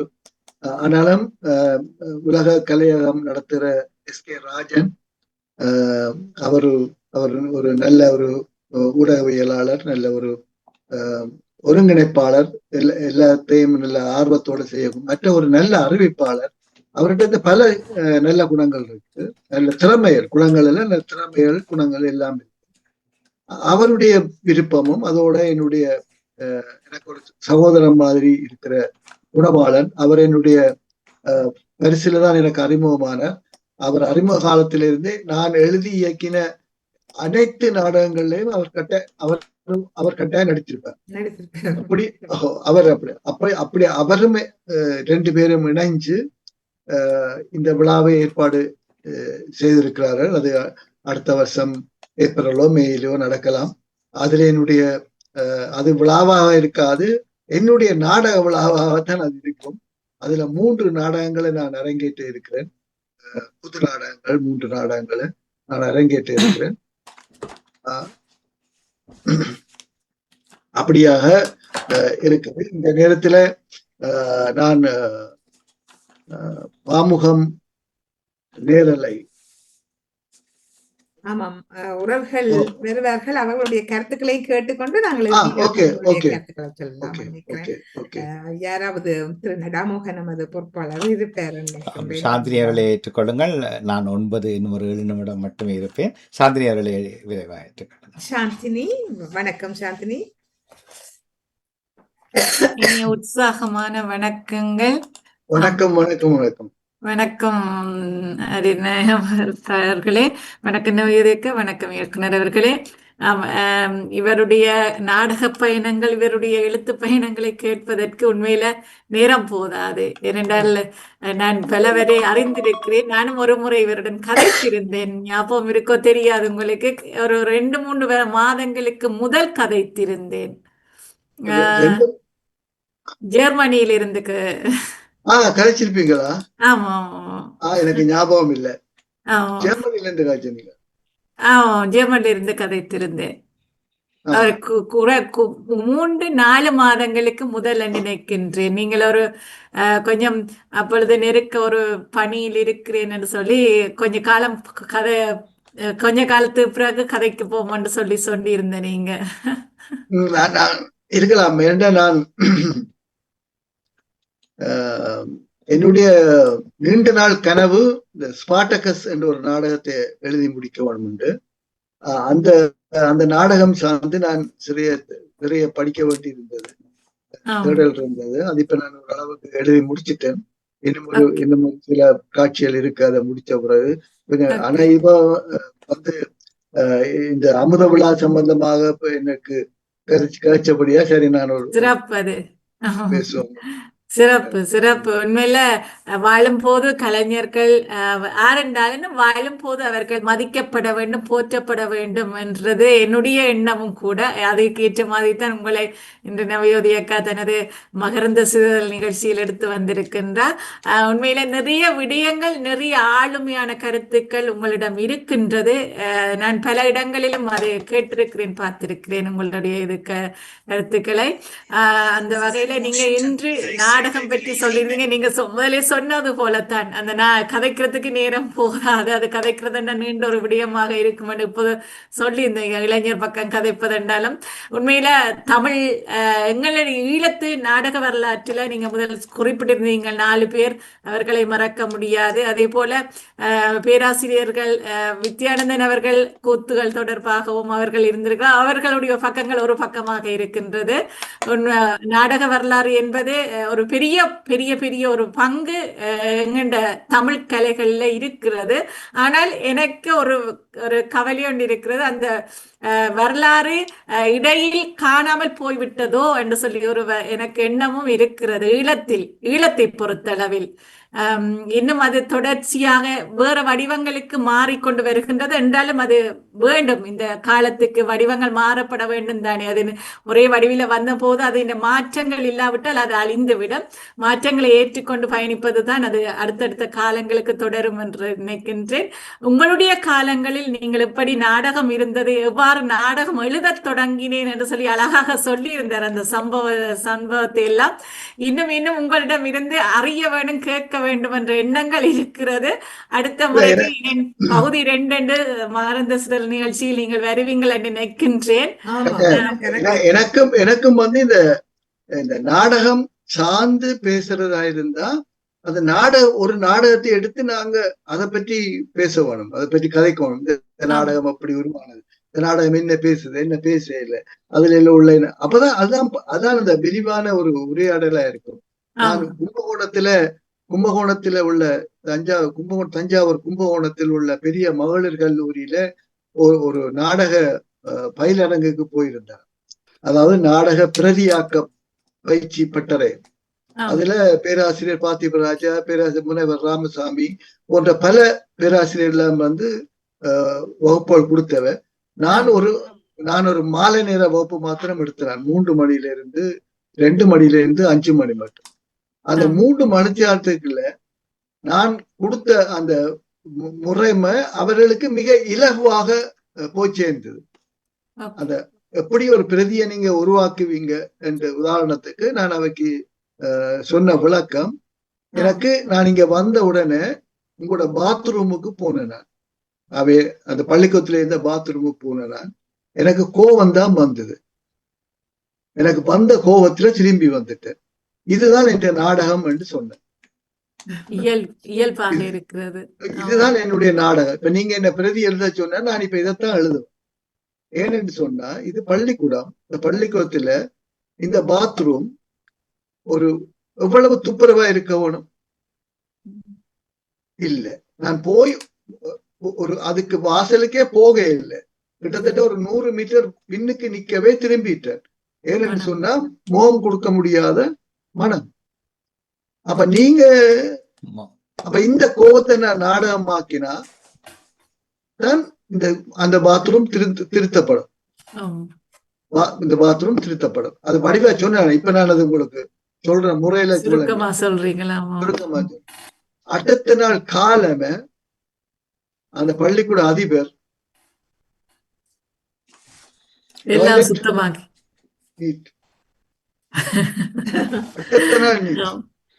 அப்ப அந்த புள்ளி எல்லாம் கைத எனக்கு வாட்ஸ்அப்ல மெசேஜ் போட்டிருந்த அதை படிச்ச பிள்ளைகள், நீங்க எங்கட மரங்களில ஒரு துளிய விதைச்சிட்டு போறீங்க, நாங்க இத பெரிய ஆறாக்க போறோம்டா. அப்ப அவைக்கு பெரிய பேராசிரியர் எல்லாரும் விளங்கப்படுத்தினதிலும் பார்க்க நான் மிக எளிமையாக ஒரு பிரதியை எப்படி உருவாக்குறது, நாடக பிரதி எப்படி உருவாகும். நான் ஆரம்பத்துல நவஜோதிக்கு சொன்ன மாதிரி நாங்க கண்ணாலையும் காதாலையும் பார்க்க கூடாது. கண்ணால பார்க்கறது, காதால மாத்திரம் பார்க்க கூடாது. மனங்களால பார்க்கணும், மனங்களால கேட்கணும். அப்பதான் அந்த உண்மையான படைப்பு எங்கள்கிட்ட இருந்து வரும். அது மாதிரிதான் நாடகம் என்றது. இப்ப நீங்க சொன்ன பேராசிரியர் வித்யானந்தன், பேராசிரியர் சிவத்தம்பி, பேராசிரியர் கைலாசபதி இவர்களுடைய பேச்செல்லாம் நான் கேட்டிருக்கிறேன். ஆனா இப்ப இவைகளோட நாங்க முட்டி மோதி கொண்டு நிக்கலாது. நாங்க எங்கட வேலையை பார்த்து கொண்டு போவோம். எங்கட வேலையை எனக்கு எது நாடகம் என்று நான் எந்த மனதுல என்ன சமூகத்தை பார்க்க எனக்கு என்ன பாதிப்பு எனக்குள்ள வருதோ அதை நான் படைப்பாங்க. அதான் நாடகம். அதுக்கு வரவிலக்கணம் அப்படித்தான் இருக்கணும், இப்படித்தான் இருக்கணும். ஒரு விஷயத்த நான் அரங்குக்குள்ள கொண்டு வரேன், அது எந்த கட்டித்தனம், என்னுடைய கட்டித்தனம். மற்ற நான் இந்த இன்னொரு விஷயம் எனக்கு நான் முரண்படுறதை, இந்த மொழிபெயர்ப்பு நாடகங்களை நாங்க கொண்டு வந்து எங்கட மேடையில போடுறோம். மொழிபெயர்ப்பு நாடகங்கள் அது ஷேக்ஸ்பியர் நாடகத்தை எக்ஸெப்ஷனல், அது ஒரு விதிவிலக்கு. வேற சில நாடகங்கள், மொழிபெயர்ப்பு நாடகங்கள் இருக்குது. அந்த நாடகங்கள் அவங்க தங்கட பிள்ளைகளுக்கு தச்சு போட்ட சட்டை, அவங்க தங்கட பிரச்சனைய தங்கட பிள்ளைகளுக்கு தங்கட கலாச்சாரத்துக்கு ஏற்ப அந்த பிள்ளைகளுக்கு அளவா தச்சு போட்ட சட்டையை நாங்கள் உணர்ந்து எங்கட பிள்ளைகளுக்கு போட்டா அதுகளுக்கு தொப்பையா இருக்கும், அல்லாட்ட பிடிக்காம இருக்கும். இப்ப இருக்கும் அதனுடைய அதுபடியாத்தான் நான் என்னுடைய பிரச்சனைய நாடகமா சொல்லுவேன்.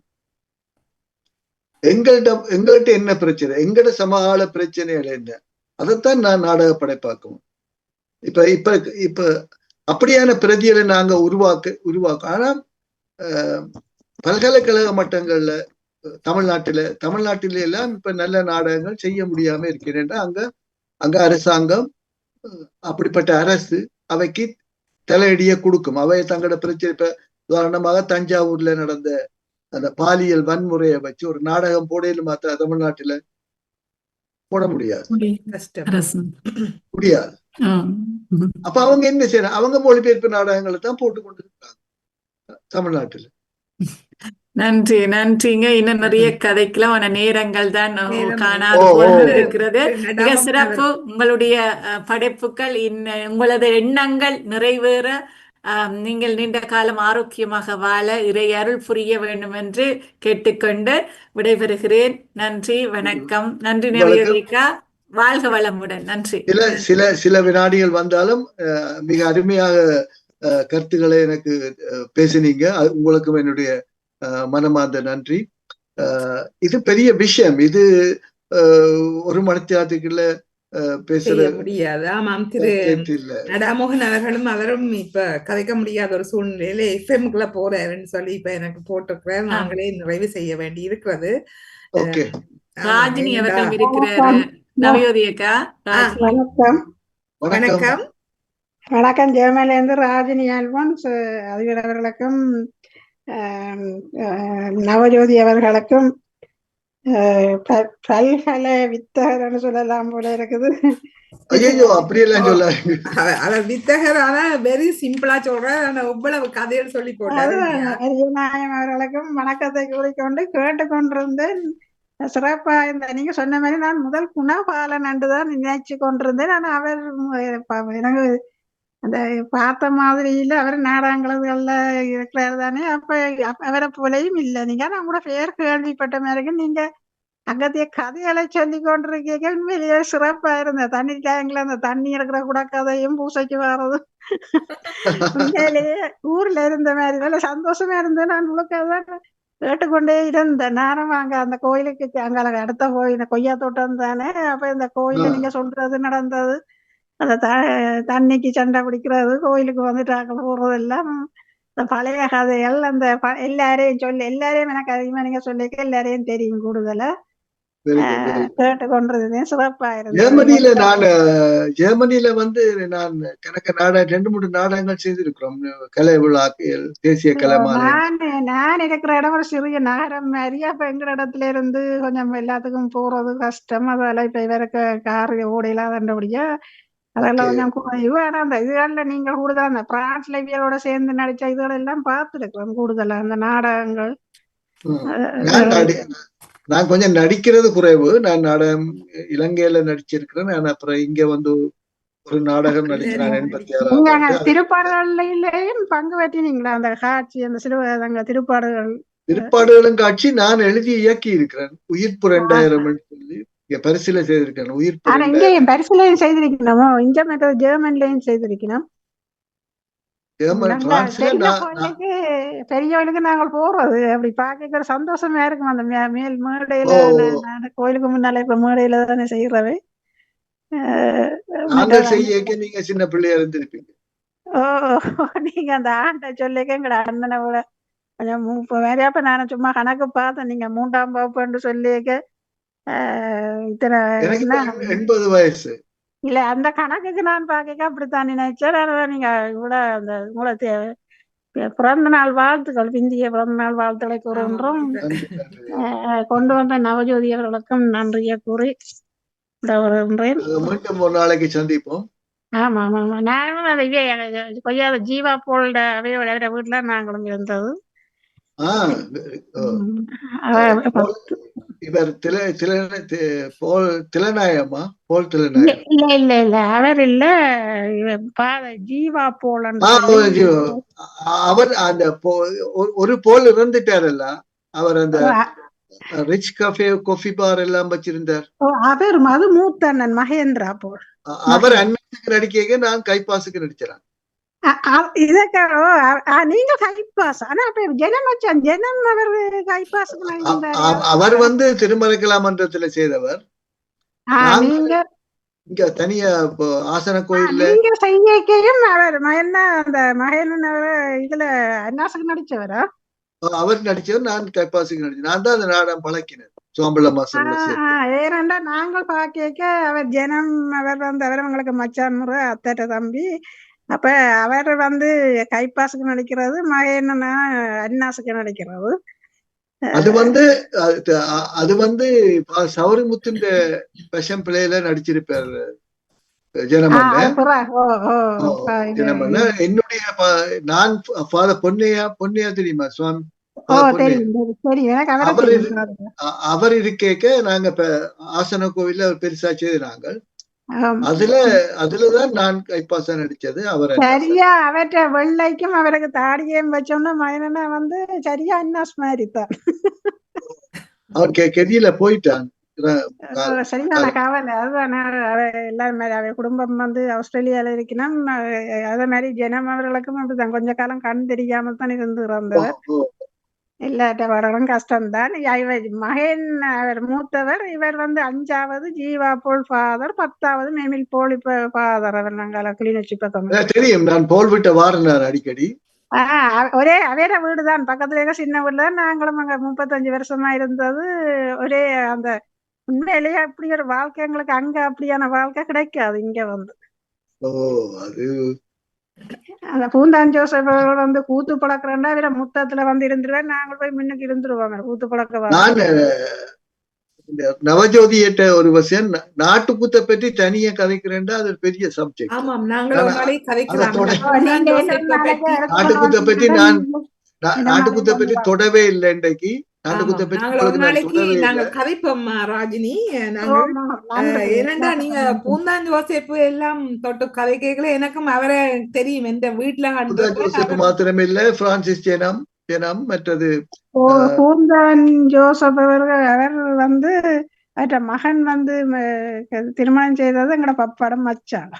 அப்படியா? ஏனண்டா அவரை பற்றிய ஒரு நூல் நான் அரியநாயகத்துக்கும் கூறியிருக்கிறேன். அவரை பற்றிய வாழ்க்கை வரலாறு வந்து என்னுடைய தந்தை அகஸ்தியர் எழுதி அவருக்கு இலங்கை சாகித்ய மண்டலம் பெற்றது அந்த நூலுக்கு என்றதுல சரியான சந்தோஷம். அந்த நூலை வச்சுக்கொண்டு இந்தியாவிலேயும் அதை பற்றி கதைச்சவர்கள். இந்த மிக அண்மையில அந்த நாடகத்தை பற்றி என்ன வந்து காமராஜ் யூனிவர்சிட்டியில இருந்து வந்து கேட்டார்கள் அதை கதைக்க சொல்லி. நான் அதுல அந்த நூலை வச்சு கொண்டுதான் தந்தைய நூல் ஒரே ஒரு நூல் இருக்கிறது.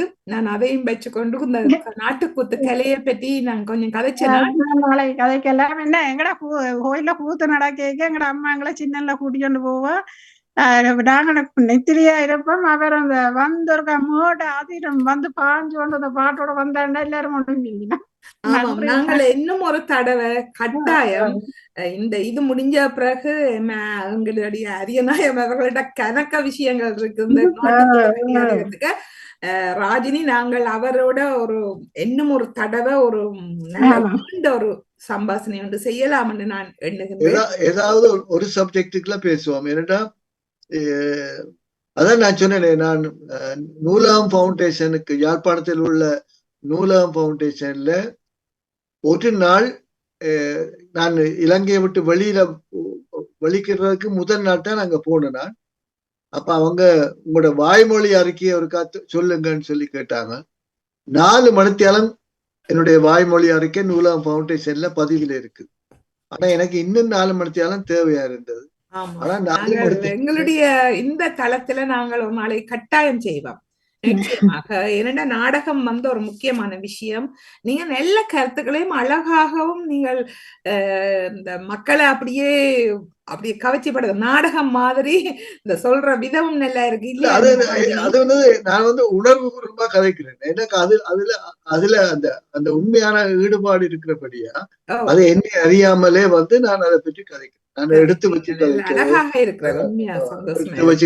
வச்சு பேச வேணுமெண்டோ அல்லாட்டா இதுக்கு ஏற்ற மாதிரி சொல்ல வேணுமோன்று இல்ல. நான் உண்மையா என்ற மனதுல பட்டதை அப்படியே சொல்லி கொண்டிருக்கிறேன். அது உங்களுக்கு ஈர்ப்ப கொடுக்குது நிச்சயமாக. என்னடா திரு நடாமோகன் அவர்களும் எனக்கு டெக்ஸ்ட் பண்ணிருக்கிறார். அவர் எஃப்எம் அந்த மெட்ட இது நிகழ்ச்சிக்கு போய் கொண்டிருக்கிறார். சொன்னார் தானே ஆரம்பத்திலேயே 9 மட்டும்தான் நிப்பாரு. அவர் என்ன ஒரு எஃப்எம் நிகழ்ச்சியும் தொடர்ந்து நடக்கிறபடியே அவர் காதல் பேசிக் கொண்டிருக்கின்றார்.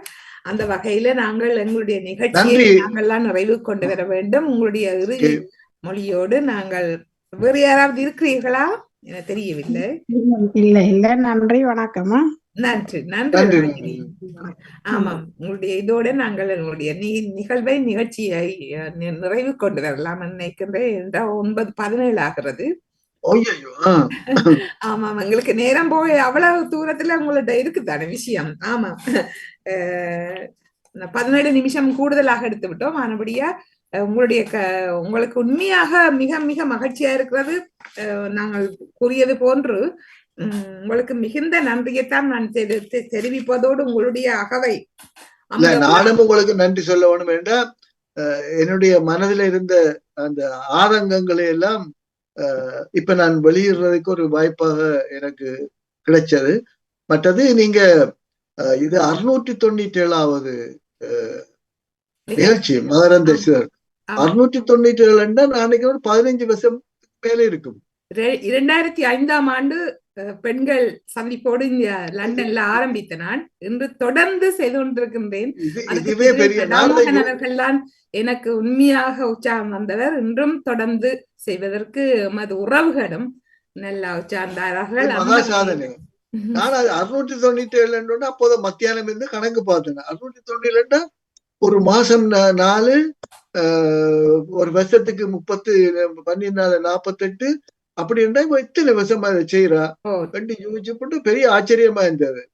உண்மையா அது மாத்திரம் இல்லாம நான் நீங்க அனுப்பின ஒரு 3-4 பேர்ட்ட நிகழ்ச்சியில நான் கேட்டேன். அவ்வளவு பேரும் பெரிய ஆளுமைகள். ஒரு கடந்த வாரம் வந்தவ இலக்கியத்துல பெரிய தகப்பன் பிள்ளை எல்லாருமே பெரிய ஆளுமைகள். அப்ப அவைகளுடைய இதுகளோட ஒப்படைக்க எனக்கு உண்மையா ஆச்சரியமா இருந்தது. இவ்வளவு திறமையான ஆக்களில தேடி பிடிச்சு கொண்டது. இதுக்குள்ள நான் ஏன் இதுக்குள்ள தலையிடுறேன் என்ற மாதிரி எனக்கு யோசனை. அதனுடைய மற்றது அந்த சில நாடகங்களை பற்றி நாங்க இன்னொரு சந்தர்ப்பங்கள்ல பேசுவோம். எனக்கு அதான் இப்ப எனக்கு உங்களோட கதைச்சு கொண்டு இருக்கும் பொழுது எனக்கு இன்னும் ஒரு ஐடியா வந்துட்டது. இன்னும் ஒரு தடவை நிச்சயமாக நீங்கள் வந்து அதை நாங்கள் ப்ரிப்பேர் பண்ணி இந்த உங்களுடைய அமுத விழாவும் சிறப்பாக இடம்பெற்ற பிறகு அல்லது அதுக்கு முதல்ல உங்களுடைய வசதி போன்று செய்யலாம். என்னடா நீங்கள் இப்போ நான் டெலிபோன் பண்ற நேரம் முத்துமே நீங்கள் மிகவும் கொண்டிருக்கின்றீர்கள். எழுத்து வேலைதான் கொஞ்சம் இருக்குது. எல்லாமே வெற்றி பெற எல்லாரும் முயற்சி செய்தா எல்லாரும் நாங்கள் எல்லாரும் கட்டிக்காரர் தானே இல்ல. அந்த விதத்துல மிகவும் சந்தோஷம். அவ சாந்தினியை சொல்லுங்க. எனக்கு மனது கஷ்டமா இருக்கு. அவ 3 மாதத்துக்கு முந்தி தொடர்பு என்று சொன்னு சொல்றேன். இதற்கு முதல் சில நேரம் உங்களை முற்றத்து மலர்கள்ல என்ன ஒரு நேர்காணல் நிகழ்ச்சி செய்கிறவ. இதுக்கு முதல் அவதான் செய்த எனக்கு ஞாபகம் இல்லை. ஆனா 3 மாதத்துக்கு முன்னா எனக்கு ஞாபகம் இருக்கும். ஆனா என்னவோ எனக்கு தெரியல. நான் அவட்ட நான் அப்படி இந்த கடத்தி இருக்க மாட்டேன். நான் உண்மையா ஏதாவது பிஸியா அலுவலா இருந்தபடியா சில வேளையில சொன்னு தெரிய அவக்கு என்னுடைய மனவத்தங்களை அவருக்கு சொல்லி விடுக்கா. இல்ல கேட்டுக்கொண்டிருப்பான்னு நினைக்கிறேன். உண்மையாக மிக மிக மகிழ்ச்சியா இருக்கிறது. திரு நடாமோகன் அவர்களும் கூறினபடியா நான் உங்களது நிகழ்ச்சியை நிறைவுக்கு கொண்டு வரலாம் என்று நினைக்கின்றேன். இதில் கலந்து சிறப்பித்த சாந்தினி மற்றும் ராஜினி அல்போன்ஸ் அவர்களுக்கும் மிகுந்த நன்றியை தெரிவித்து திரு நடாமோகன் அவர்களும் வல முயற்சிகள் செய்தால் நாங்கள் கூடுதலாக நேரத்தை எடுத்துவிட்டு அவர் ஆரம்பத்திலேயே கூறியிருந்தார்.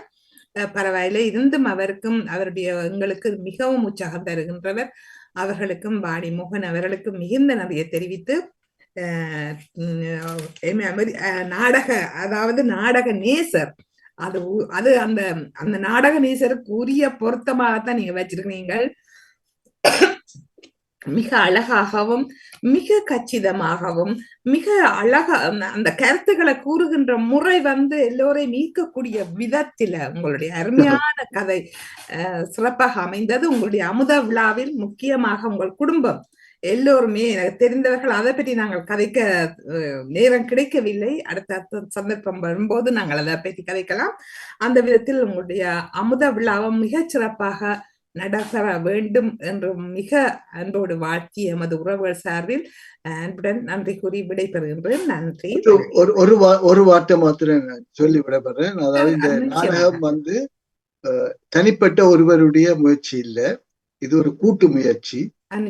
கூட்டாக இணைஞ்சுதான் ஒரு நாடகத்தை நாங்க செய்யலாம். அதனுடைய இந்த இடத்துல நான் நாடகம் செய்த காலங்கள்ல இருந்து இன்று வரை எனக்கு பின்புலமாக பலர் என்னோடு சேர்ந்து இயங்கி இருக்கணும். நான் அவர்கிட்ட பேரை சொல்றேன்டா அது 1000 பேர் வரை சொல்ல வேண்டி வரும். ஆனா புலம்பெயர்ந்த நாட்டிலே சில முக்கியமான ஒரு சிலர், குணபாலன், கங்கேஷ், பரா, மற்றது ஆனந்தன், கேமிலஸ், இப்படி கொஞ்சம் பேர் சொல்லிக்கொண்டே போகலாம். அவ்வளவு பேரே நான் ரகுநாதன் அண்ணன் ரகுநாதன் காலமாயிட்டார், மோத்தார் ஜேசரட்னம் காலமாயிட்டார், ரெமிஜிஎஸ் காலமாயிட்டார். இப்படியான அனைவருக்கும் இந்த இடத்துல நான் நன்றியை கூறி, என்னோடு இணைஞ்சு பணியாற்றின அவ்வளவு பேருக்கும் நன்றி கூறுவதற்கு சந்தர்ப்பம் தந்த இந்த பாமுகம் நேரலை தயாரிப்பாளர் நடா மோகனுக்கும், இந்த நிகழ்ச்சியை நடத்தி கொண்டிருக்கும், அதுவும் 697வது கொஞ்சம் இல்லை 697வது நிகழ்ச்சியை நடத்தி கொண்டிருக்கிற ஆசிரியரினுடைய புதல்வி நவஜோதி அவர்களுக்கும், மற்றும் என்னுடன் பேச வந்த சாந்தினி, மற்ற ஆனந்தரா, மற்ற அவருக்கு பேர் மறந்துட்டேன், அவருக்கும் எல்லாருக்கும், மற்ற பார்வையாளர் ராஜினி, கேட்டுக்கொண்டிருக்கின்ற நேயர்களுக்கும் எனது மனமார்ந்த நன்றிகளும் வாழ்த்துக்களும் ஆசீர்வாதங்களும் கூறி விடைபெறுகிறேன். நன்றி, வணக்கம். நன்றி, வணக்கம். அடுத்து 698வது மகர சிதறல் நிகழ்ச்சியோடு சந்திக்கும் வரை அன்பு வணக்கம் கூறி விடைபெறுகின்றோம். நன்றி, வணக்கம். வணக்கம்.